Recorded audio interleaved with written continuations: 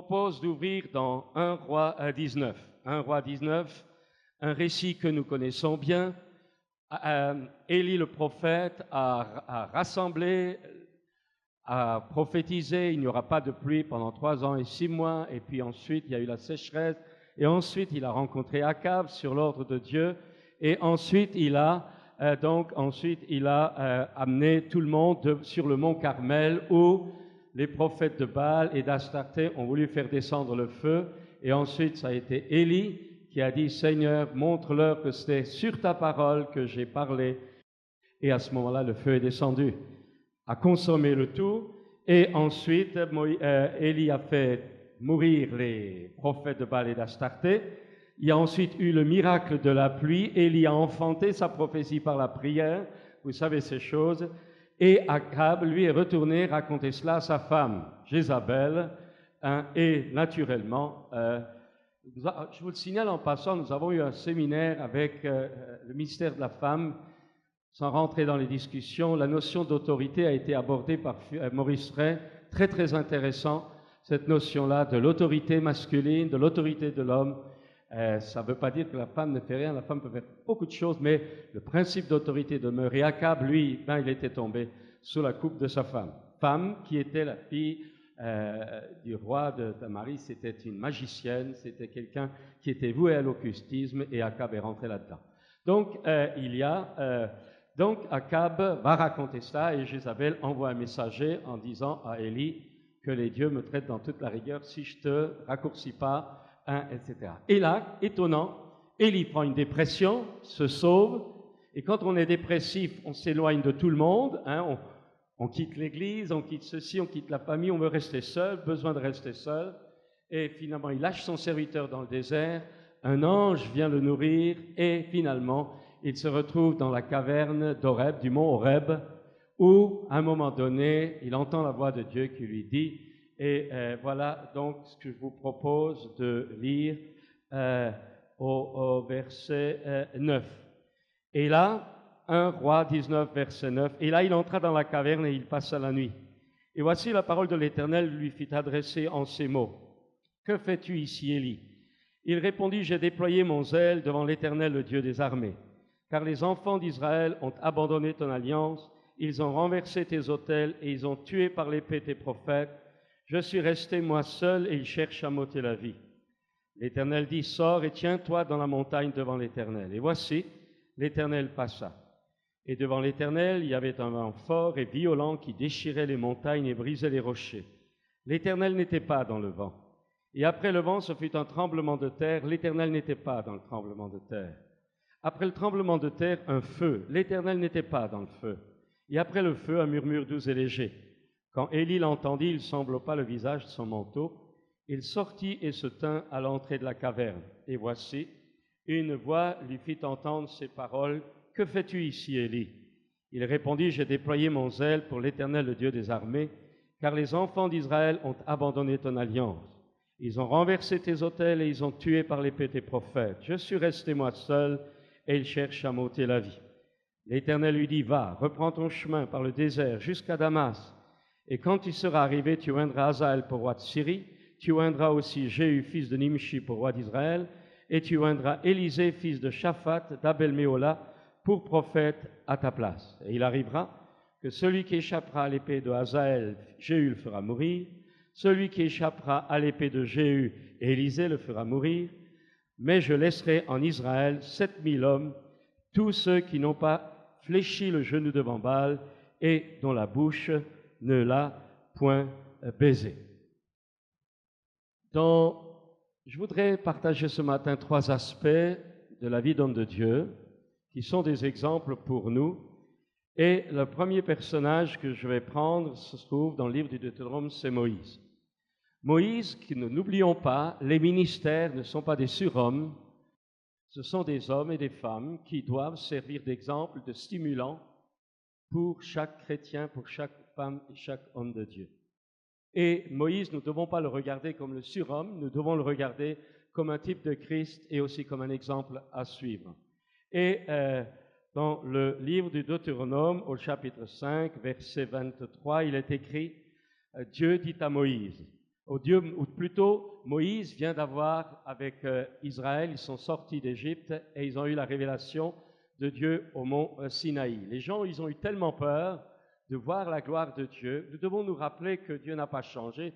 Le Dieu de l'Ancien Testament, c'est le même que dans le Nouveau Testament. Si Dieu est là au milieu de nous, on va tomber par terre. Nous devons comprendre que ce Dieu qui a créé au-delà des univers, tout le monde matériel infini, Dieu est plus grand. La Bible dit que la paume de sa main contient l'océan est comme une goutte. Nous devons comprendre l'incroyable immensité de Dieu qui dépasse tout ce que nous pouvons concevoir. Dieu n'est pas un copain, Dieu n'est pas quelque chose. Dieu est l'être qui a tout créé. Il est au-dessus de tout, il remplit tout, il est étonnant, c'est le Dieu de gloire. Et la Bible dit qu'on ne peut pas voir Dieu sans mourir. Vous devez comprendre que c'est pour ça que les hommes cherchent toujours à se fabriquer un Dieu, mais ça ne correspond pas du tout au Dieu de la Bible. Et les gens ont eu tellement peur quand ils l'ont vu, et voilà ce que dit Moïse. Lorsque vous eûtes entendu la voix au milieu des ténèbres, et tandis que la montagne était toute en feu, vos chefs de tribus et vos anciens s'approchèrent tous de moi, et vous dites, voici, l'Éternel votre Dieu nous a montré sa gloire et sa grandeur, et nous avons entendu sa voix au milieu du feu. Aujourd'hui, nous avons vu que Dieu a parlé à des hommes, et qu'ils sont demeurés vivants. Et maintenant, écoutez bien cela maintenant, et maintenant, pourquoi mourrions-nous? Car ce grand feu nous dévorera. Si nous continuons à entendre la voix de l'Éternel notre Dieu, nous mourrons. Quel est l'homme, en effet, qui ait jamais entendu comme nous la voix du Dieu vivant, parlant du milieu du feu et qui soit demeuré vivant? Et voilà maintenant le point que j'aimerais souligner. Approche-toi, toi. En un mot, il se défile. Approche-toi, toi. Approche-toi, toi, et écoute tout ce que dira l'Éternel notre Dieu. Tu nous rapporteras toi-même tout ce que te dira l'Éternel notre Dieu. Nous t'écouterons et nous le ferons. Vous avez là deux catégories de personnes en présence. Vous avez Moïse, qui vient de passer, ou qui est convoqué par Dieu, Dieu qui rassemble le peuple devant lui, leur demande de se sanctifier, et puis Dieu apparaît, les montagnes tremblent, c'est incroyable la puissance de la gloire de Dieu, et les gens, comme je l'ai dit, sont tellement saisis qu'ils ont peur. Chaque fois que Dieu se révèle réellement, il faut comprendre qu'il y a une différence entre les manifestations de Dieu et quand Dieu lui-même vient. Quand Dieu lui-même vient, il y a la crainte qui vient.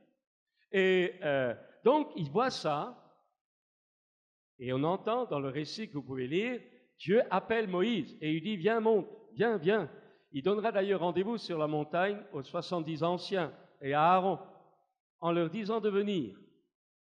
Mais eux préfèrent, à un moment donné, dire, écoute Moïse, tu vas servir d'intermédiaire, tu vas servir de médiateur, tu vas aller au-devant. Nous, on a peur de mourir. Pourquoi avait-il peur de mourir alors que Moïse pouvait mourir aussi? Parce que dans leur cœur, ils savaient que s'ils s'approchaient de Dieu, ils allaient mourir. Pourquoi? Parce que dans leur cœur, il y avait un problème. Je continue. Moïse, lui, parle avec Dieu, il revient vivant, mais eux, à partir de ce moment-là, ont fait un choix. J'aimerais pendant 2 minutes parler de la conception qu'il y a dans le peuple de Dieu, de la notion de la médiation du serviteur de Dieu. Pour beaucoup de chrétiens, aujourd'hui, eh bien, on s'attache au ministère. On s'attache, on suit l'onction d'un homme, on suit les dons d'un homme. Approche-toi, toi, puisqu'il a son intimité avec Dieu, puisque c'est un favori de Dieu, qu'il s'approche et il nous rapportera ce que Dieu lui a dit. C'est la même chose. En un mot, dans le peuple de Dieu aujourd'hui, il y a toute une catégorie de gens qui placent, qui suivent, qui investissent, qui se reposent dans la médiation d'un ministère, quelle que soit sa différence, en pensant qu'il a été établi pour être le médiateur entre Dieu et eux. Ça vous explique la course au ministère du peuple de Dieu aujourd'hui. Mais Dieu n'a jamais voulu cela.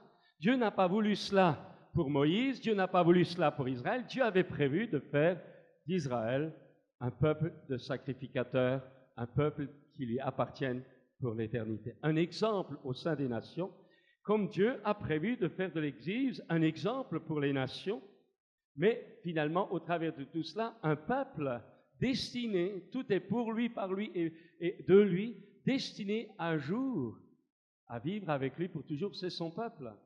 Le but de Dieu n'est pas seulement notre salut, le but de Dieu, c'est de faire de nous un royaume de sacrificateurs, des enfants de Dieu, un peuple de Dieu pour l'éternité. Ils ont dit à Moïse, tu nous diras tout ce qu'il te dira. À part les miracles qu'ils ont vus depuis leur sortie d'Égypte, à part les choses glorieuses qu'ils ont voulues, auxquelles ils ont suivi, à part ces choses-là, donc je dirais les interventions de Dieu, les bénédictions de Dieu, les manifestations de Dieu, les réponses de Dieu à la prière, ça ils étaient tous d'accord pour le suivre. Mais la présence de Dieu même les épouvantait.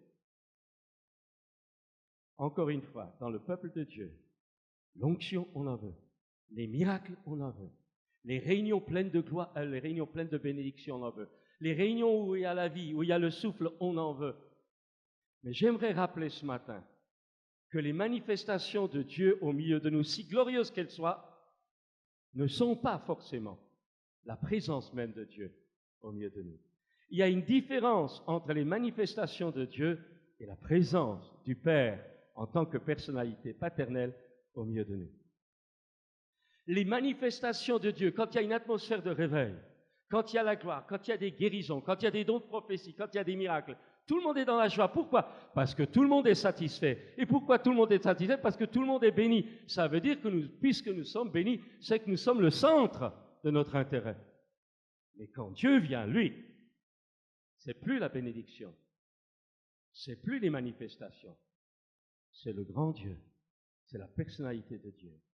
Et à ce moment-là, quand la gloire de Dieu, non plus les manifestations, quand la personne de Dieu descend, là, la peur vient. Parce que ce qui est alors au fond de nous, il devient évident. Et on réalise alors qu'on est pécheur. Les miracles, les prodiges, les manifestations n'ont jamais changé beaucoup de gens. La preuve, dans notre Église, nous avons eu parfois des réunions merveilleuses. Nous avons eu parfois des prédicateurs merveilleux. Le lendemain, on avait les pires problèmes. Pourquoi? Parce que les manifestations ne changent pas l'individu. Seul quand Dieu vient en personne, là, les écailles tombent, la révélation de la gloire, la conviction de péché. Rappelez-vous Isaïe, malheur à moi. On n'a pas distribué de tracts, on n'a pas fait de forcing. Quand Dieu vient, les repentances deviennent immédiates et l'évangélisation se fait tout seul. Parce que la gloire de Dieu révèle le péché et attire les âmes qui ont besoin d'être délivrées. Mes amis, je voudrais dire ceci. Les ministères doivent favoriser et conduire à cette relation intime de chacun d'entre nous, à la personnalité profonde de Dieu, et non la remplacer en l'accompagnant dans une humilité par l'exemple et l'enseignement. Chaque fois qu'un homme ou une femme, qui que ce soit, le plus grand des ministères, chaque fois qu'un homme ou une femme attire l'attention sur elle, dans la popularité, dans une réunion, vous pouvez vous dire qu'on n'est plus dans le coup. Parce que ce que Dieu veut, c'est que Jésus soit élevé, c'est que le Père puisse venir habiter en nous. Jésus a dit, si quelqu'un m'aime, mon Père l'honorera. Nous viendrons à lui et nous ferons notre demeure chez lui. Il y a une différence entre avoir des bénédictions de Dieu et avoir Dieu au milieu de nous en tant que demeure. C'est à des chrétiens que Jésus parle, c'est à des croyants que Jésus parle. Nous devons aspirer, demander que Dieu lui-même vienne. On ne fera plus du forcing pour de la repentance de surface, ça viendra tout seul. Il faut que Dieu vienne. Il faut que Dieu vienne. Et c'est là maintenant que je voudrais prendre cet aspect pratique. Comment y arriver? Que veut faire Dieu? La parole de Dieu nous dit que vous et moi, nous sommes faits de 3 parties, l'esprit, l'âme et le corps. Par mon corps, je suis en contact avec le monde matériel. Par mon âme, je suis en contact avec le monde intellectuel. C'est le siège de ma volonté, de mon intelligence, de mes choix, de ma personnalité. Par mon esprit, c'est-à-dire l'être intérieur, mon homme intérieur, je peux être en contact avec le monde spirituel. Mon corps a 5 sens physiques. Mon âme a également l'intelligence, les sentiments, tous ces points de vue relatifs à la personnalité intérieure. Et mon esprit, lui aussi, a des sens spirituels. De la même façon que mon âme a une intelligence, mon être intérieur a aussi une intelligence. Seulement, le canal n'est pas le même. Mais ce que j'aimerais dire, par exemple, mon intelligence, ma réflexion, ma déduction, ma logique, ça c'est l'âme. Ma volonté, c'est l'âme. Mais mon intelligence, mais mon esprit, lui, a une intelligence qui s'exprime par mon intuition, par ma conscience au fond de moi, ou parfois par la communion avec Dieu. La communion avec Dieu, ce n'est pas le résultat de ma démarche intellectuelle. Ma communion avec Dieu, c'est une présence de Dieu qui dépasse l'intelligence. Je sais au fond de moi que Dieu est là. Ça, c'est la communion. Et mon être intérieur a 3 façons de parler, d'exprimer son intelligence spirituelle par l'intuition. Je sais au fond de moi, je ne sais pas pourquoi, mais je sais que c'est ça qu'il faut que je fasse. C'est l'intuition. Sans avoir beaucoup de trucs, tout à coup, je sais ce que j'ai dit, je sais ce que j'ai fait, je sais ce que je désire, c'est pas juste. Ma conscience me tourmente. Ça, c'est la conscience. C'est un langage de l'esprit où ma conscience dit, je ne sais pas pourquoi, mettez dans le coup. Langage de mon esprit. Or, nous avons développé, en bon cartésien, en bon francophone, nous avons développé l'intelligence, la réflexion, la logique, la notion de bienséance, la notion de la logique, la notion de ceci, la notion intellectuelle. Or, nous devons comprendre que la marche spirituelle ne puise pas sa source dans les raisonnements de notre intelligence, elle doit apprendre à puiser sa source dans l'intuition de notre être intérieur. Parce que c'est dans notre intérieur qu'est venu habiter le Saint-Esprit. Alors, je continue. Simplement encore dire ça. Mon être intérieur devient le médiateur, on en a déjà parlé une fois, devient le médiateur entre Dieu et moi en ce qui concerne la direction, en ce qui concerne la communication de vie. Au travers de mon esprit que j'apprends à écouter, que mon intelligence apprend à analyser, au travers de lui, je suis en communion, en contact avec l'Esprit de Dieu qui habite en moi, et au travers de l'Esprit de Dieu qui prend de ce qui est à Christ et le communique, eh bien le Saint-Esprit met en moi la stature de Christ jour après jour, et au travers du Christ, j'entre dans la communion avec le Père. Mais ce que j'aimerais dire, je n'ai pas le temps d'insister, et voilà maintenant, le thème est comment s'en sortir. Vous et moi, nous avons eu une vie naturelle, héritée de nos parents. Mon être intérieur. Mon être intérieur, je l'ai eu de mes parents par hérédité depuis le premier parent. C'est l'esprit, c'est l'homme intérieur, qui, à la naissance, est contaminé par le péché. Il est coupé avec Dieu. Mon esprit est spirituellement mort.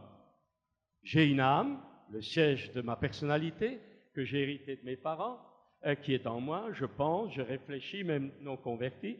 Je peux ressentir, je peux avoir une certaine notion de bien, une certaine notion de mal, de déduction, d'intelligence, de raisonnement. C'est mon âme. Il a une vie personnelle. Mon âme, ma personnalité, a une vie naturelle. Et puis il y a mon corps. Mon corps physique a également une vie naturelle. Certains sont plus forts, certains sont plus faibles, certains ont parfois des héritages de malédiction ou de maladies ou d'infirmités qui remontent peut-être à des générations passées. Mon corps naturel a également une vie naturelle.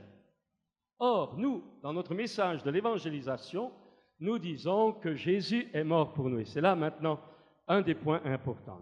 Première vérité, bien sûr, Jésus est mort pour nous, pour qu'à la croix, mon être intérieur soit pardonné, réconcilié avec Dieu et reçoive la vie nouvelle de la régénération. Premier point. Jésus est mort à la croix pour que mon âme, mes raisonnements, mes pensées, mes actions, mes péchés, tout ce que j'ai fait contraire à Dieu, soit pardonné par le sang de Christ. Deuxième vérité. La Bible dit aussi que Jésus est mort à la croix, que le corps physique de Jésus est mort à la croix.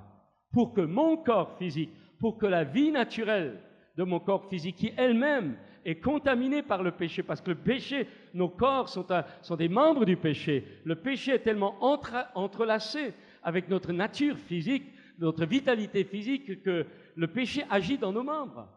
Eh bien, à la croix, Jésus est également mort physiquement pour notre corps contaminé par le péché.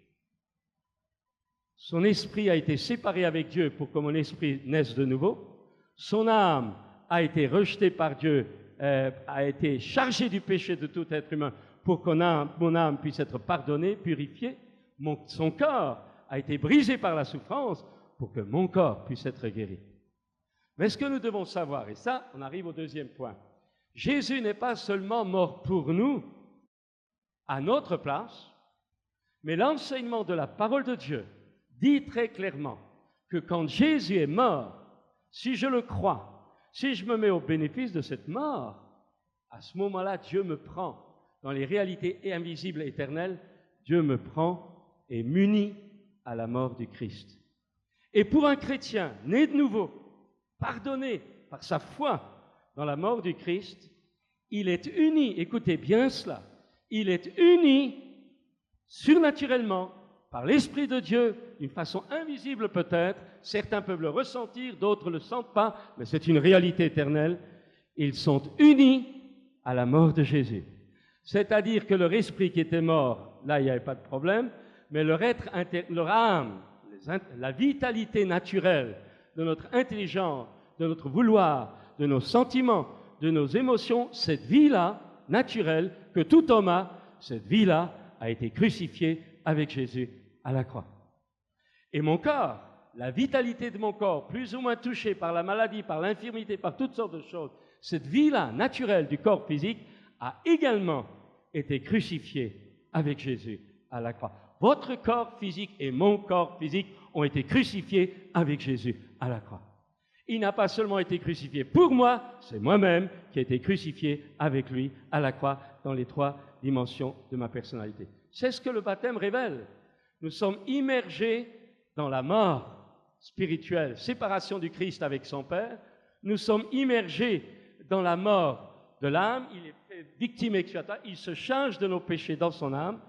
Et nous sommes immergés dans sa mort physique, puisque nous entrons au fond de l'eau, d'où l'importance de comprendre la valeur du baptême par immersion. Et quand nous sortons de l'eau, notre foi doit être, ce n'est plus moi qui vis, c'est Christ qui vit en moi. Paul dira, je vis dans la foi au Fils de Dieu. Ça veut dire quoi? Ça veut dire tout simplement, écoutez-moi, c'est très très important de le comprendre, ça veut dire tout simplement que j'ai toujours ma vitalité naturelle. J'ai toujours mes problèmes physiques de ma vitalité physique naturelle. J'ai toujours ma nature humaine de l'âme avec mes sentiments, mes raisonnements, ma logique. J'ai toujours aussi des luttes contre mon esprit, des luttes contre ma personnalité tout entière. Mais comment m'en sortir là? C'est que je dois savoir, au moment de mes luttes, mes tentations, mes pulsions intérieures, au moment où la maladie m'attaque, au moment où spirituellement je suis attaqué dans mon être intérieur, je dois savoir que le malin n'a plus aucun pouvoir car je suis mort, que la maladie, spirituellement parlant, n'a plus aucun pouvoir car j'ai été crucifié avec Christ, que ma faiblesse de la nature humaine n'a plus aucun pouvoir parce qu'elle a été crucifiée. Et alors toute ma foi doit alors jour après jour se reposer et s'investir dans la vie de résurrection que j'ai reçue du Christ par ma nouvelle naissance. Et là est la bataille. Là est la bataille dans ma tête, dans mon crâne. Nous sommes tellement habitués par notre vie d'avant, par notre conception d'avant, par nos raisonnements d'avant, parce que nous ressentons, sentons, enregistrés et que nous avons toujours vécu comme cela. Il y a une bataille spirituelle, le combat spirituel commence d'abord au fond de nous-mêmes, dans nos formes de raisonnement, dans les forteresses mentales, dans les structures mentales que notre éducation, même religieuse, a érigées en nous. Et ces choses doivent être renversées, brisées, pour que notre foi, dans les moments les plus difficiles, ne repose plus sur la vie que nous avons, que nous sentons, mais sur la foi de la vie du Christ qui est là, même dans notre faiblesse. En un mot, nous devons nous habituer à un échange de force Ça ne veut pas dire que quelqu'un qui est fort physiquement doit prier pour devenir faible. Il doit simplement apprendre à ne plus compter, se ressourcer sur ses forces physiques naturelles, mais ses forces, même ses forces physiques naturelles, il doit apprendre à les remplacer dans la foi par la force du Christ. Pas la force du Christ mort à la croix seulement, mais la force du Christ ressuscité. Et votre Bible et la mienne dit que mon corps physique est un membre du corps physique ressuscité de Jésus à la droite de Dieu. Donc, par mon intuition, par ma conscience, par mon obéissance à ce que Dieu me montre au travers des circonstances, j'apprends ainsi à éliminer, à laisser de côté, et je donne le troisième point, à faire mourir par ma foi dans le Saint-Esprit les actions du corps. En un mot, Jésus a tout accompli pour moi, j'accepte de reconnaître que je suis mort avec lui, je me dégage de tout ce qui était mon ancienne vie, j'accepte de réaliser que je suis mort avec lui, mais maintenant, je ne suis pas passif, j'attends pas que Dieu fasse tout. À partir de ce moment-là, une fois ces 2 points compris, maintenant, par la prière, par la foi, par l'obéissance, par la confiance, par la persévérance, jour après jour, ma volonté, mon âme, mon intelligence analyse alors la vie de mon être intérieur, de mon esprit, puise par la foi la force dont mon esprit a besoin, puise par la foi la force dont mon âme a besoin, puise par la foi au travers de mon être intérieur la force dont mon corps a besoin, et je fais mourir par la foi les œuvres de la chair, le péché, les tentations, les luttes, les combats, etc. Et vous comprenez le problème de la délivrance chez certains. Je connais des chrétiens, ça fait 20 ans qu'ils continuent encore les sessions de délivrance. Pourquoi? Parce qu'il y a quelque chose qu'ils n'ont pas compris.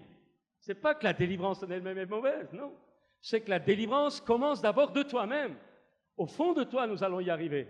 La délivrance commence d'abord ce que toi, quel est le style de vie, ou plutôt quelle est ta source de vie, quelle est ta source par laquelle tu vis. Quand Paul dit ce n'est plus moi qui vis, c'est son ancienne vie, c'est sa nature humaine, c'est sa vitalité humaine, c'est ses forces humaines.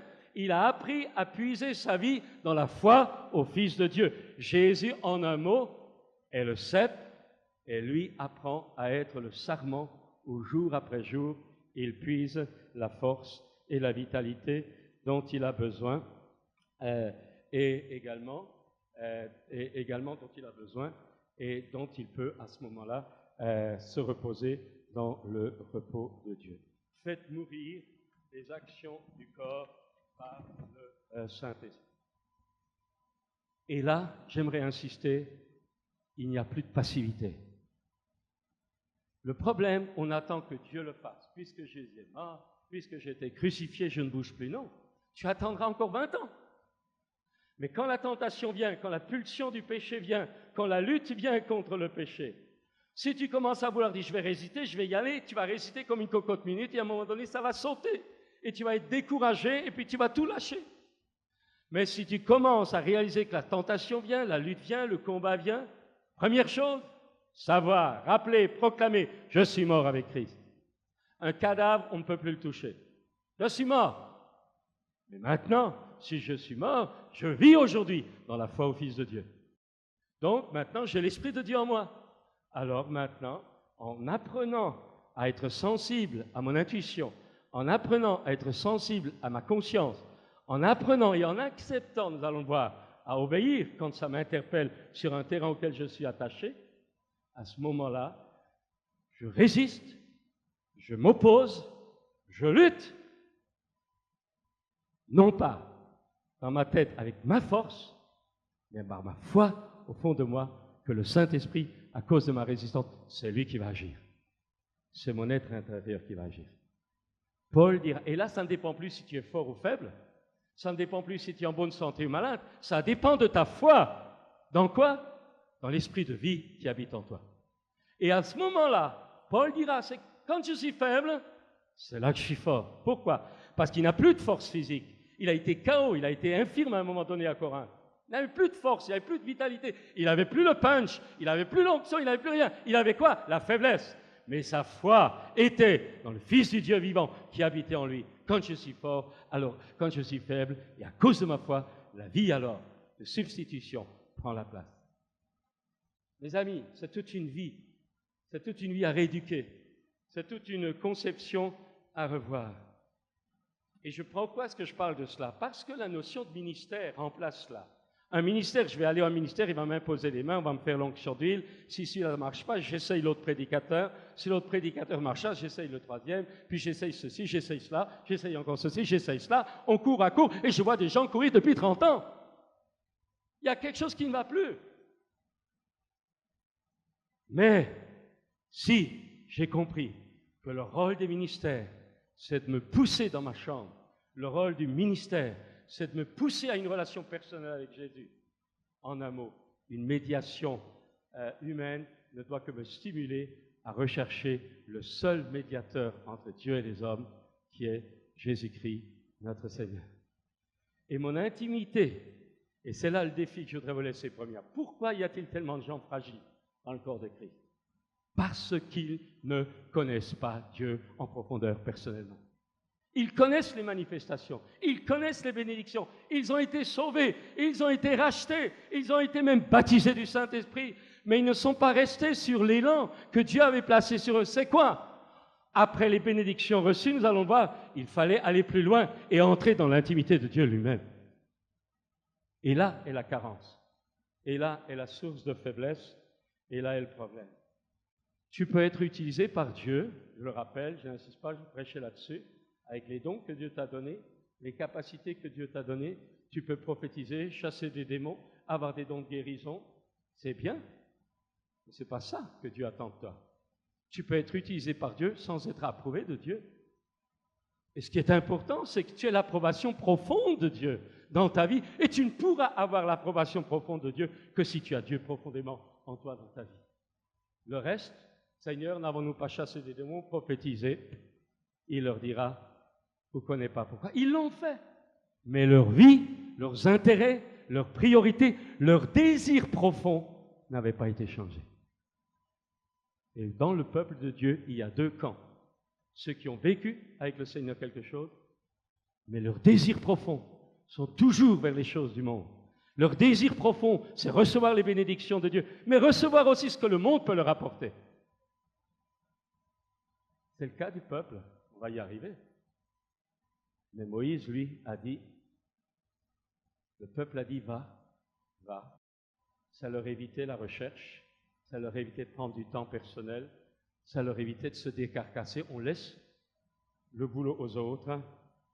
Mais j'aimerais simplement dire aussi, non seulement nous sommes appelés à une relation personnelle, par une méditation personnelle, une recherche personnelle, pas des bénédictions de Dieu, mais de la profondeur de l'intimité avec Dieu, si attirer la faveur de Dieu sur notre vie individuelle. Mais il y a plus que ça. La vie chrétienne est une vie de corps. Tu ne peux pas dire que tu es... Nous avions eu le frère Craetino. Qu'est-ce qu'il a dit? La preuve que tu vis le royaume de Dieu, c'est que tu as une vie relationnelle dans le corps. Tu n'as pas de vie relationnelle, ne te trompe pas et ne trompe pas les autres. Hein. Tu peux avoir des manifestations, tu peux avoir des bénédictions, mais tu ne vis pas la vie. Tu ne vis pas le royaume de Dieu. Tu vis ta religion. Parce que la Trinité est relationnelle, Père, Fils, Saint-Esprit. Si tu as la Trinité en toi, tu vis une vie de relation. Et la relation commence par le corps, par l'église locale, à laquelle Dieu m'a conduit à appartenir. C'est censé être ma famille dans laquelle chacun apprend à se compléter, à se pardonner, à se supporter et à s'aider. Parce que si tu as une vie individuelle avec Dieu, cette vie individuelle, tu dois apprendre à la donner aux autres pour que les autres puissent être nourris au travers de toi, nourris au travers du Christ auquel tu es branché. Vie individuelle de relation, vie interdépendance où chacun est en bénédiction aux autres. En un mot, le peuple de Dieu, les enfants de Dieu, un royaume de sacrificateurs pour Dieu, son Père. Exemple encore, quand nous venons à l'église, nous espérons avoir une prophétie, nous espérons avoir une bénédiction, nous espérons avoir une guérison, nous espérons avoir que quelque chose passe, qu'une onction vienne. En un mot, nous sommes tellement conditionnés parce que nous avons vécu une Pentecôte que nous oublions que c'est que le début. Nous venons le dimanche matin, ça doit rentrer dans nos crânes, ça doit rentrer dans nos cœurs, ça doit rentrer dans notre système de vie et de pensée. Nous venons pour Dieu. Nous venons pour Dieu. Nous venons pour lui. Nous venons pour lui. Et c'est quand il vient, alors, tout ce qui est égocentrique, tout ce qui est purifié, alors vient à la surface. Parce que quand il vient, il y a la lumière. Et quand la lumière vient, les ténèbres sont révélées. Et là, il n'y a plus besoin de pressing pour amener la repentance. Ça vient tout seul. Il y a des témoignages d'église où Dieu est descendu. Les chrétiens étaient par terre, la gloire de Dieu était là, les gens pleuraient, se repentaient, les familles venaient à l'extérieur, ils passaient devant la salle, il n'y avait rien du tout. Il y avait une telle présence que les gens rentraient, à peine ils mettaient le pied, ils tombaient par terre. La puissance de Dieu était là. Des réveils de semaines et des semaines et des semaines. Des centaines de personnes se convertissaient et on ne leur avait jamais enseigné le baptême. Ils demandaient le baptême en pleine conviction de péché. Mes amis, c'est ça. Moi, j'ai soif de ces choses-là et vous. On en veut, Seigneur. Seigneur, il faut que tu nous sortes de là. Il faut que tu nous sortes de nos priorités, de nos raisonnements. Nous venons pour Dieu et nous le laissons nous bénir comme lui veut. Parce que les Israélites n'ont pas voulu aller plus loin avec Dieu, Dieu n'a pas pu les transformer de l'intérieur, malgré les miracles et malgré tout ce qu'ils ont vécu de formidable. Et je termine cette première partie par ces mots. Écoutez bien cela, je pèse mes mots. Ils sont tous morts dans le désert après, sauf Josué et Caleb. Deuxième vérité qui est importante, là, dans Exode 33, l'Éternel dit à Moïse, va, pars d'ici, toi et le peuple que tu as fait sortir du pays d'Égypte, monte vers le pays que je jurais de donner à Abraham, à Isaac et à Jacob, en disant, je le donnerai à ta postérité. J'enverrai devant toi un ange, et je chasserai les Cananéens, les Amoriens, les Héthiens, les Phérésiens, les Éviens, les Jébusiens. Monte vers ce pays où coule le lait et le miel, donc plein de bénédictions. Écoutez bien ça. Mais je ne monterai point au milieu de toi, de peur que je ne te consume en chemin, car tu es un peuple au cou roide. Lorsque le peuple eut entendu ces sinistres paroles, c'est le même Dieu que celui de Jésus-Christ. Il fut dans la désolation et personne ne mit ses ornements. Écoutez là encore. Dieu dit, tu veux les bénédictions? Et je vous le dis pareil de la part de Dieu ce matin. Vous voulez les bénédictions? Vous voulez l'onction? Vous voulez des guérisons? Vous avez vécu des choses, vous en voulez encore? Vous en voulez encore? À un moment donné, Dieu va vous les donner. Mais faites attention. Dieu dit, j'enverrai un ange. J'ai fait des promesses, je te les donne. Mais moi, j'irai pas avec toi. Quelle est la priorité de votre vie? Jouir des bénédictions? Constamment centré sur ce que Dieu veut faire? Quelle est votre conception de la vie chrétienne? Toujours attendre, courir, et puis quand on a marre, s'il n'y a pas une onction, on change d'église comme de chemise aujourd'hui. On suit des pulsions, on n'a plus des principes chrétiens de vie authentiques en profondeur. C'est la vie à la carte. Ah, je te donnerai le pays où coule le lait et le miel. J'enverrai un ange devant toi. Mais moi, j'irai pas, parce que si je vais avec toi, vous allez tous mourir. Mes amis, plaçons-nous maintenant dans la tête et dans le cœur des Égyptiens, des Hébreux. Ils ont vu 400 années de captivité en Égypte. Est-ce que vous réalisez, des pays comme les États-Unis ou d'autres pays ont seulement 250, 280 années d'existence? Est-ce que vous réalisez que le peuple hébreu était en captivité depuis 400 ans alors qu'Abraham avait donné des promesses? Et voilà que Moïse arrive, Dieu vient, Dieu va vous sortir de là. Ils ont la joie, ils louent Dieu. Et puis les pépins commencent. Pharaon se durcit, c'est les fléaux. Et qu'est-ce qu'ils disent à Moïse? Ils sont persécutés après la joie. Si c'est pour ça que tu es venu, en un mot, ils ont choisi leurs intérêts à la place de l'intérêt de Dieu. Et ça, c'est une partie du peuple de Dieu. Si c'est pour ça que tu es venu, si c'est ça la vie chrétienne. Et puis, il y a eu les fléaux. Pharaon est obligé de les lâcher. Ils sont tout contents. Ils arrivent à la mer Rouge et de nouveau le problème. Les Égyptiens reviennent derrière. Et qu'est-ce qui se passe? De nouveau le murmure. On te l'avait dit, disent-ils à Moïse. On te l'avait dit. On te l'avait dit, il valait mieux qu'on reste en Égypte, dans la captivité, au moins, de quoi? Au moins, on était en sécurité. Mais voilà, regarde, ils viennent. On te l'avait dit. De nouveau, entre le choix avec Dieu, ils choisissent le monde, les raisonnements du monde. Ils sont délivrés.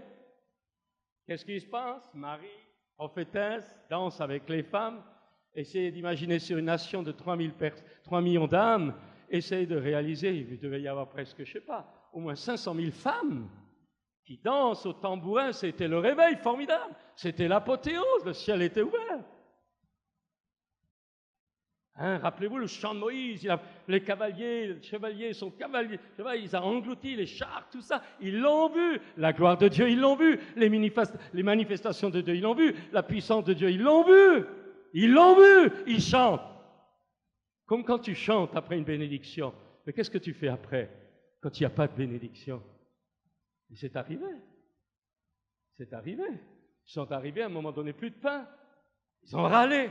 Plus d'eau, ils ont râlé. Valait mieux que manger les concombres en Égypte. De nouveau le choix, pas d'eau. Eh bien, si c'est pour mourir de soif, de nouveau, alors que Dieu les privait de bénédiction immédiate, il révélait, il leur montrait, ou plutôt eux devaient comprendre que finalement, ils étaient sortis d'Égypte, mais l'Égypte était encore dans leur cœur. Leur priorité n'était pas Dieu, leur priorité n'était pas le cœur de Dieu, leur priorité était leurs intérêts. Et ce matin, je te pose la question, est-ce que ton cœur, les intérêts de ton cœur sont les intérêts de Dieu ou les tiens? C'est ça le changement de la vie chrétienne. Les 12 espions, on n'y arrivera jamais. L'écaille, la manne. Et puis, quand Moïse est au sommet de la montagne, ce Moïse, disent-ils, ce Moïse, regardez ça, le mépris. Je vais vous dire quelque chose, il y a un serviteur de Dieu qui a dit, prends soin de ta famille et de ta femme. Parce qu'au bout de 6 mois, on t'aura oublié, et les seuls qui te resteront, c'est ton épouse et tes enfants. Il avait raison. On vous oublie très facilement. Mes amis, de vous comprendre que la vie chrétienne, c'est un changement, c'est un brisement. C'est une crucifixion. Et il y en a peu qui le veulent. Ils étaient sortis d'Égypte, mais l'Égypte, le monde qui les avait façonnés pendant des années, était encore dans leur vie intérieure. Ils étaient centrés sur les bénédictions, les onctions, les manifestations, les réponses aux prières que Dieu devait leur donner ou leur donner, mais ils n'étaient pas branchés sur le cœur et les désirs profonds du cœur de Dieu lui-même. Alors j'en arrive. Les miracles n'avaient pas ôté l'Égypte du fond d'eux-mêmes. Et quand il y a ça dans ta vie et dans la mienne, quand les désirs profonds de ma vie que je n'ai pas lâchés sont au fond de moi la priorité, ça peut être des choses légitimes aux yeux du monde, mais pas légitimes aux yeux de Dieu, parce que Dieu va être le premier. Mais quand ces choses habitent en toi, à un moment donné, tu vas te fabriquer une notion de Jésus, tu vas te fabriquer une notion de Dieu qui n'est plus celui de la Bible. La preuve, quand Moïse est resté sur la montagne, à un moment donné, ils se sont fabriqués une image de ce Dieu auquel ils croyaient, c'est-à-dire le Dieu Yahvé. Ils savaient que c'était Yahvé qu'ils avaient sorti d'Égypte. Et tu sais que Dieu t'a sauvé. Mais si ton cœur n'a pas lâché les priorités et lâché le monde, tu vas te fabriquer un Jésus inconsciemment, progressivement. Tu vas te fabriquer un Dieu qui n'a plus rien à voir avec le Dieu de la Bible. Et ça, c'est le grand drame du peuple de Dieu ou au milieu du peuple de Dieu. Et un veau d'or est sorti. Un veau d'or est sorti. Le Dieu Yahvé est devenu un veau d'or parce que ce sont eux qui ont projeté sur Dieu leur propre être intérieur. Mes amis, c'est grave. Je vais aller de plus en plus. Paul dira aux Corinthiens, si vous recevez un autre évangile, vous l'acceptez facilement. Si vous recevez un autre esprit, vous l'acceptez facilement. Si on vous prêche un autre Jésus, vous le recevez facilement. C'est le drame aujourd'hui. Je ne suis pas en train de critiquer telle ou telle manifestation, non. parle du véritable évangile. Mes amis, Moïse, lui, était différent. Moïse aurait tout eu dans sa vie pour rester attaché au monde. Élevé à la cour de Pharaon, puissant parole en œuvre, destiné peut-être à régner en tant que fils de la fille du Pharaon. Cet homme-là, ayant grandi dans les jouissances du monde, quand vous regardez sa vie, au moment où il entre dans le service de Dieu, est totalement libéré du monde.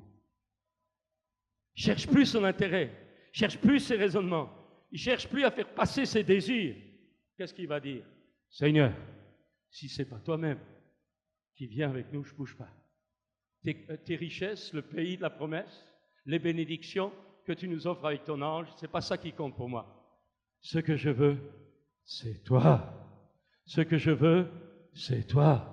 Ce que je veux, c'est toi. Et je veux éliminer tout ce qui empêche ça. Jésus a dit, la vie éternelle, c'est qu'ils te connaissent, toi, le seul vrai Dieu, et celui que tu as envoyé, Jésus-Christ. Te connaître, dans le sens hébreu, c'est vraiment être un. C'est pas connaître sur lui quelque chose, c'est le connaître lui. Mes amis, c'est important, Moïse était différent. Il a, lui, investi toute sa vie sur Dieu même. Il était prêt à donner sa vie pour ses frères, parce que le Père lui-même a été prêt à donner la vie de son Fils lui-même à la croix pour les autres. Non pas son intérêt. Et j'arrive à un autre point. Il y a une différence entre avoir de bonnes intentions et renoncer à nos désirs profonds. Je prendrai un témoignage. Témoignage d'un homme de Dieu qui racontait que tout en étant prédicateur, voyant des guérisons, des conversions dans son église, il était coincé par la cigarette. Demandait l'imposition des mains, demandait l'aide des uns, des autres, il voyait certains libérés, pas lui. 2 ans comme ça. Et un jour, il a dit, je m'en sors pas, il avait honte, parce qu'en tant que pasteur, c'était pas marrant. Et un soir, dégoûté, écœuré, un de ses meilleurs amis venait d'être libéré instantanément de la cigarette. Il rentre dans sa chambre, il dit, Seigneur, je ne comprends pas. Moi, je veux être délivré, je veux être libéré, je veux m'en sortir, et tu fais rien alors que les autres, tu les libères. Et il dit que très clairement, il ne sait pas si c'est extérieur, intérieurement, il dit que très clairement, il a entendu la voix de Dieu qui lui a dit, je ne te délivre pas, parce qu'au fond de toi, tu aimes la cigarette. Tu aimes la cigarette. Tu aimes la cigarette. Ton désir est branché sur la cigarette. Il avait de bonnes intentions. Il faisait probablement chercher la délivrance. De bonnes intentions. Mais au fond de lui, il aimait attacher. Il aimait le péché. Nous, on dit que c'est un démon. Non, commence par ta responsabilité. Alors, je pose la question. Tu veux être délivré peut-être de la pornographie? Que tu écoutes parfois la télé après telle ou telle heure? Tu veux être délivré de tentation, de lutte, fantasme? Tu veux être délivré de telle ou telle chose? Tu veux être délivré de tel ou tel cas? Pose-toi la question. Au fond de toi, sois honnête. Est-ce que tu aimes ces choses? Tant que tu les aimeras, on ne pourra rien pour toi. Et la crucifixion, accepter d'être crucifié, c'est dire, Seigneur, maintenant, je ne veux plus aimer ça. Je renonce à ce désir profond.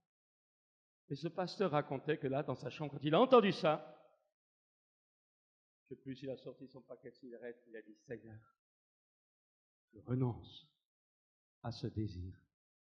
Libéré instantanément. Il n'y a pas eu besoin d'un ministère de délivrance. Mon frère, ma soeur, le peuple de Dieu doit redevenir honnête avec lui-même, au fond de lui-même. Est-ce que tu es attaché encore à certaines choses du monde? Tu dis les autres le font, les autres l'aiment. Oui, mais toi, tu choisis entre le monde ou tu choisis entre le cœur de Dieu? Alors, ceux qui cherchent Dieu La religion, alors, évangélique, tranquillise la conscience. Bien sûr, je crois en Dieu, j'ai des intentions, je fais mon BH, je donne ma dîme, peut-être, ou je sais, me tranquillise. Mais je n'ai pas Dieu. Et je suis esclave. Et je vous rappelle que les Hébreux sont morts tous au désert.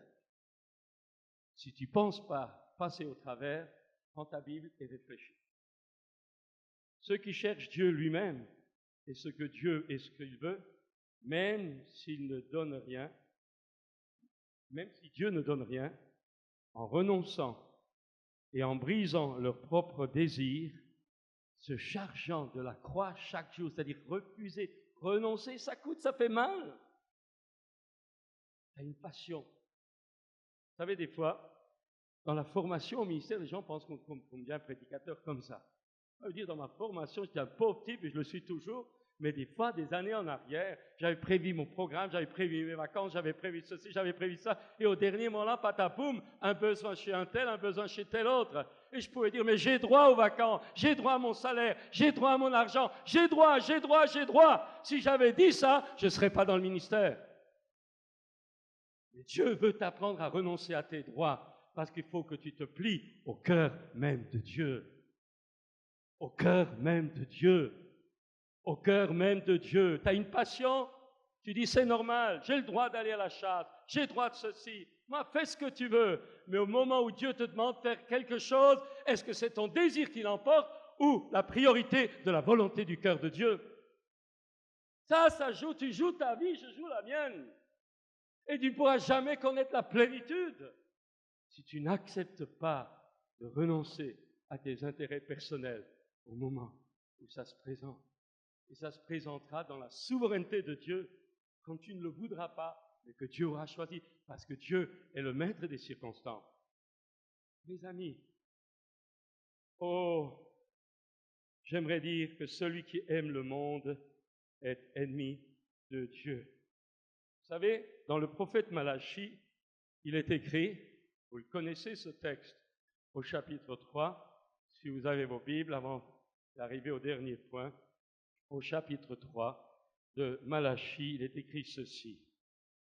Alors ceux qui craignent l'Éternel se parlèrent l'un à l'autre. L'Éternel fut attentif et il écouta. Et un livre de souvenirs fut écrit devant lui pour ceux qui craignent l'Éternel et qui honorent son nom. Est-ce que nous honorons Dieu au plus profond de nos tripes, au plus profond de nos désirs, au plus profond de nos priorités? Afin que la bénédiction d'Abraham ait eu pour les païens son accomplissement en Jésus-Christ et que nous recevions par la foi l'Esprit qui avait été promis. Alors, première étape, pratique. Eh bien, accepter la promesse du Saint-Esprit. Dis-moi, Seigneur, j'en veux. Et on se rend compte que ceux qui le reçoivent, c'est ceux qui ont faim et soif. J'en veux, Seigneur. J'en veux. Moi, je me rappelle un jour, quand j'ai été baptisé du Saint-Esprit, c'était au 400 couverts. Je priais, j'étais au fond de la tente, je priais pour quelqu'un.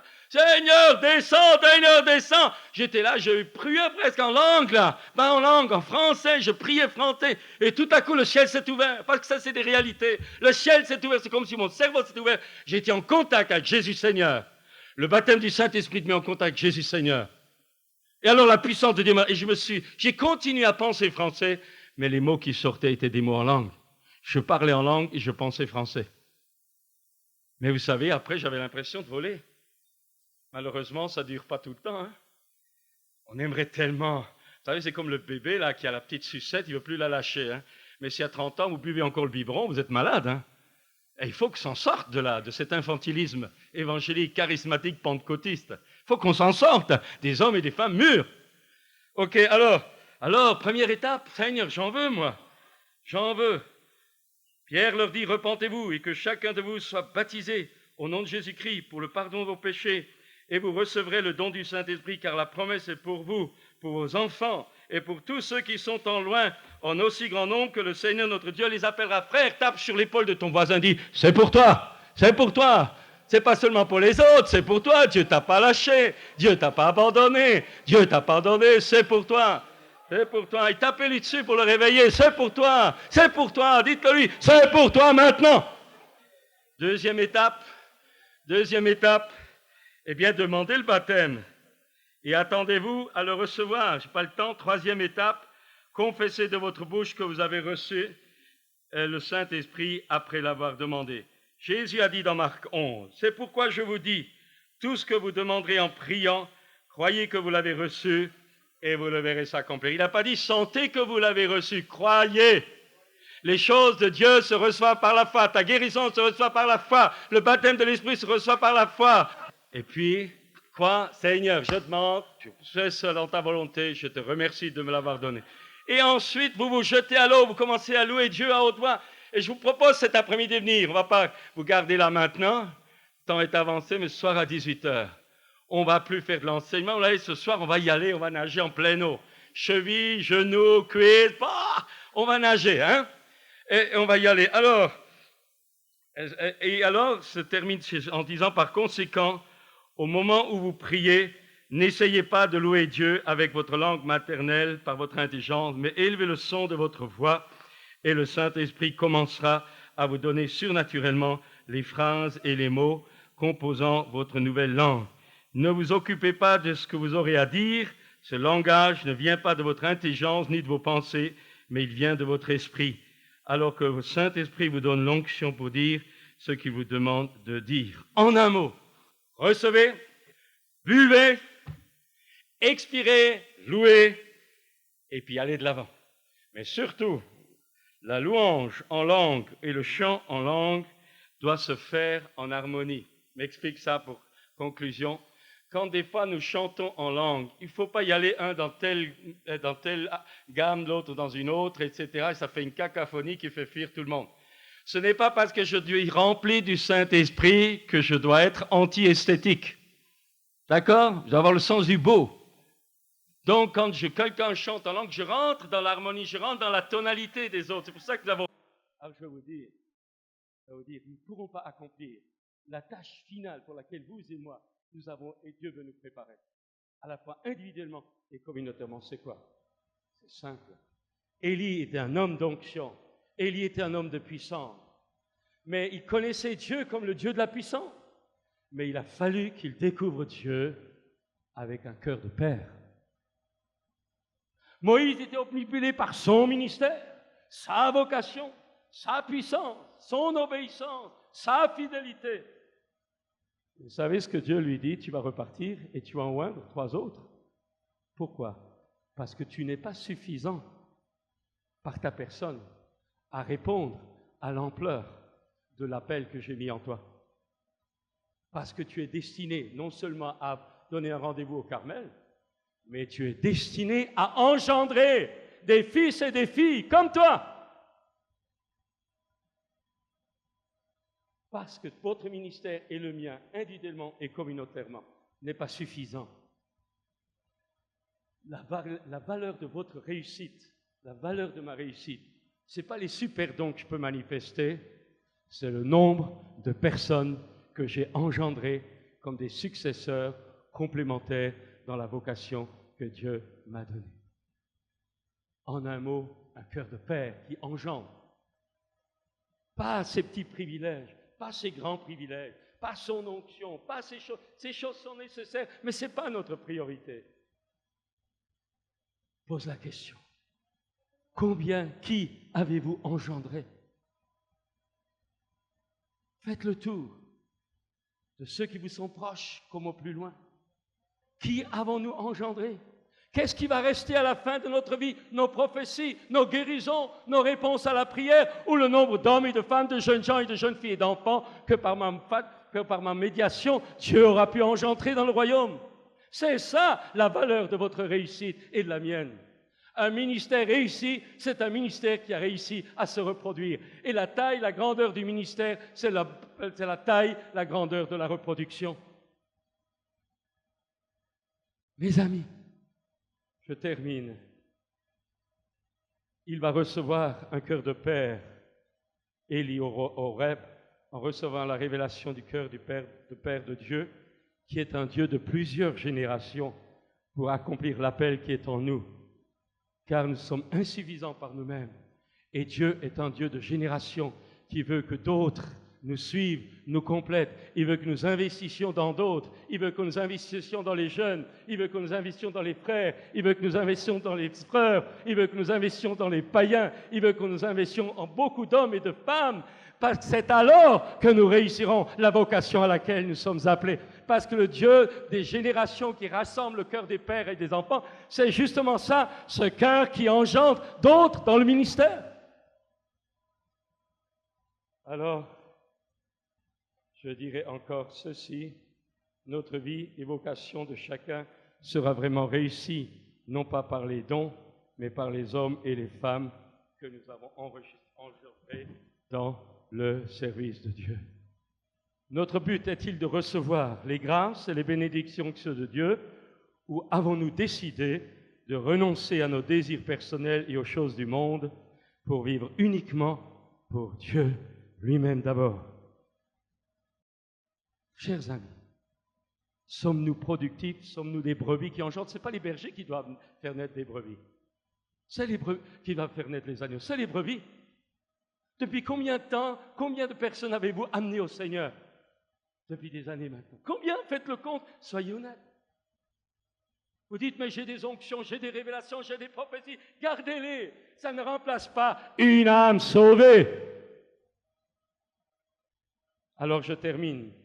Si nous acceptons de reconnaître notre état intérieur et voulons nous en sortir, il nous faut maintenant crier à Dieu, redemander avec persistance un renouveau de vie et nous lancer dans la prière personnelle et communautaire dans un esprit de repentance et de renoncement à nos désirs profonds. Sinon, nous devons nous rappeler que les Israélites sauvés, témoins de grands miracles au départ, sont tous morts dans le désert, à part Josué et Caleb. Chers amis, permettez-moi encore une dernière touche. Des fois, j'ai annoncé, tout à l'heure, au premier dimanche du mois, nous avons un temps de prière communautaire. 3 heures, c'est quand même pas l'Amérique. Quand on a eu le footballeur, tout le monde était là. Des fois, on a des réunions de prière, on organise les 40 jours de prière. Même une fois dans la semaine de venir, c'est encore trop pour beaucoup. Alors, je vais vous dire quelque chose. Je vais le dire sincèrement.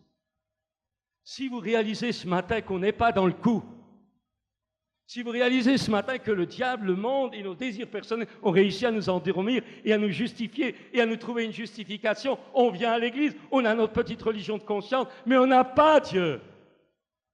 Si vous réalisez cela, si vous acceptez de le reconnaître, et là, il faut déchirer nos cœurs, sinon vous n'y arriverez jamais, et j'y arriverai jamais. En un mot, si vous n'êtes pas satisfait de vous-même, si je ne suis pas satisfait de moi, si vous êtes satisfait, allez-y, alors faites comme vous voulez, n'oubliez pas ce que j'ai dit. Mais si vous n'êtes pas satisfait, eh bien maintenant il faut comprendre. C'est le moment où il faut absolument s'en sortir. C'est le moment où il faut maintenant s'accrocher à Dieu et crier à Dieu. C'est le moment où il faut se lancer dans la prière individuelle, dans la prière communautaire, jusqu'à ce que nos cœurs se réchauffent, jusqu'à ce que nous ayons le courage de nous repentir, jusqu'à ce que nous ayons la volonté de nous délivrer de nos désirs profonds qui sont attachés aux choses du monde. En un mot, il y a un appel à la prière, à la prière, à la prière. Tu entends? La prière. Sinon, tu t'en sortiras pas. Et je m'en sortirai pas. La prière individuelle, personnelle, crie à Dieu. Je vais vous dire, pendant un temps, pris par la télé. Tellement marre, les luttes, les combats, rentrer à la maison, mettre la télé. Alors il fallait me prendre un bon western, un bon film de combat.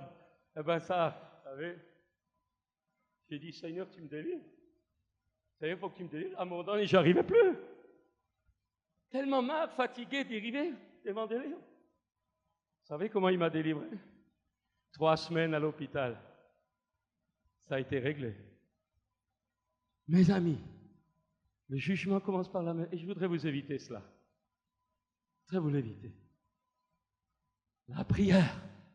Seigneur, il faut que tu viennes, que nos cœurs se réchauffent, nous retrouvions une passion pour Dieu. Même si ça ne va pas, ne dites pas, dans cette réunion, il n'y a pas d'onction. Mais ce n'est pas ça votre but. Votre but, c'est Dieu. S'il n'y a pas d'onction, c'est qu'il y a un problème. Et s'il y a un problème, c'est une double raison pour encore crier à Dieu et pas de critiquer. C'est ça, la vie chrétienne. Mes amis, le réveil veut venir. Il est entre vos mains, entre mes mains, entre les mains. Et on n'y arrivera jamais seul. Ne comptez pas sur les ministères, ils sont aussi fragiles que vous et moi. Ne comptez pas sur vous, vous êtes futés. Mais revenons à Dieu. Revenons à Dieu. Remettons de l'ordre dans notre emploi du temps de la semaine. Qu'est-ce que tu fais quand d'autres travaillent? Je vais prendre un exemple. Des frères viennent, ils aident, des fois il y en a un qui m'ouvre son cœur, ils travaillent, ils font les... Il dit, je ne comprends pas, tout le monde chante, on a besoin d'aide, ils passent à côté, ils nous disent bonjour, ça va, mais il y en a aucun qui aide. Mais ce n'est pas une fois, je peux comprendre ça une fois, deux fois. Mais quand c'est constant, quand c'est toujours une minorité, quand les autres ne bougent pas, quand ils ne bougent pas, et ils ne bougent pas, on prie, on pleure, on crie, on chante, et ils ne bougent pas. Ça veut dire quoi? Ça veut dire quoi, mes frères? Ça veut dire quoi? Qu'on a besoin de revenir à Dieu, sinon on nous laissera notre peau dans le désert. Tu peux choisir une église qui te promet le bonheur, vas-y. Mais quand tu seras perdu dans ta vocation, ils ne seront pas là pour payer à ta place. Et j'estime que vous pouvez être heureux des serviteurs de Dieu que vous avez, parce qu'ils sont honnêtes. Vous n'êtes peut-être pas les meilleurs, mais on est honnêtes. On ne cherche pas votre intérêt, on cherche la gloire de Dieu. Et vous aussi, j'espère. Alors on en veut. On en veut. On en veut du vrai. On n'en veut pas toujours se satisfaire, courir ici, là. Je crois que des fois, on peut aller quelque part. Une bonne convention, ça nous fait du bien. Mais quand ça devient notre chute, notre besoin quotidien, c'est que je suis malade. Je suis malade. Parce que ma source, elle est d'abord au fond de mon cœur. Frères, c'est ça. Je crie de tout mon cœur. Parce que je crois que des jours vont venir, ça va faire mal. Je voudrais vous les éviter. Levons-nous un instant, Seigneur. Seigneur, nous sommes là. Nous sommes là et, tu vois, pardonne mes imperfections.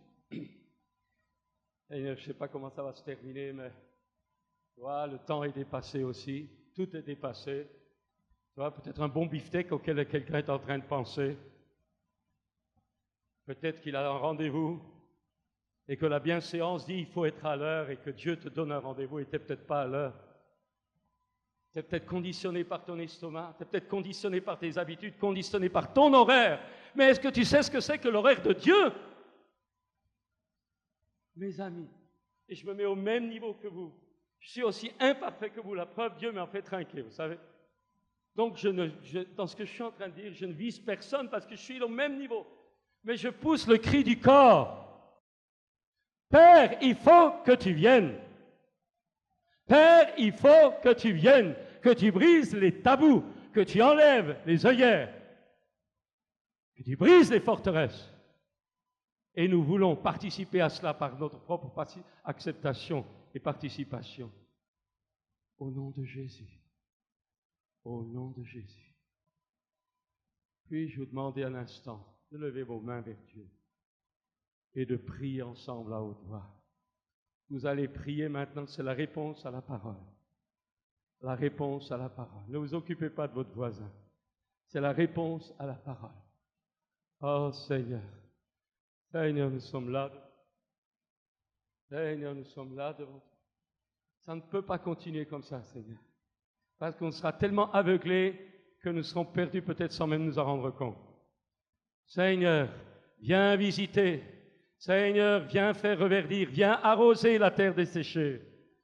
Oh, si mon peuple sur qui est invoqué mon nom, prie, s'humilie. Est-ce que tu es prêt à t'humilier? Est-ce que tu es prêt à reconnaître tes torts? Ou est-ce que tu es en train de te défendre en accusant les autres? Alors tu n'es pas propre au royaume de Dieu. Mais est-ce que tu es prêt à t'humilier devant Dieu? Est-ce que tu es prêt à reconnaître tes propres faiblesses? Oh, Dieu ne dédaigne pas un cœur contrit. Le sang de Jésus est toujours aussi puissant pour laver et purifier celui qui se repent. Mais il faut que tu viennes. Il faut que tu viennes. Tu m'entends? Il faut que tu viennes. N'endurcis pas ton cœur. Ne sors pas de cette salle comme tu l'as toujours fait en recommençant le même style de vie jusqu'à la fin de tes jours où tu finiras mal. Oh Seigneur! Oh Esprit de Dieu! Comme dit Jérémie, nos cœurs crient, ils se font dans nos entrailles. Seigneur, à quel autre irions-nous qu'à toi? Oh Seigneur, Seigneur, Seigneur, viens nous aider, viens nous aider, viens nous dégager de nous-mêmes, viens sortir le monde de nos priorités, viens sortir le monde de nos raisonnements, viens sortir le monde de nos affections, car plusieurs d'entre nous aiment les choses du monde encore. Seigneur, je viens, je viens.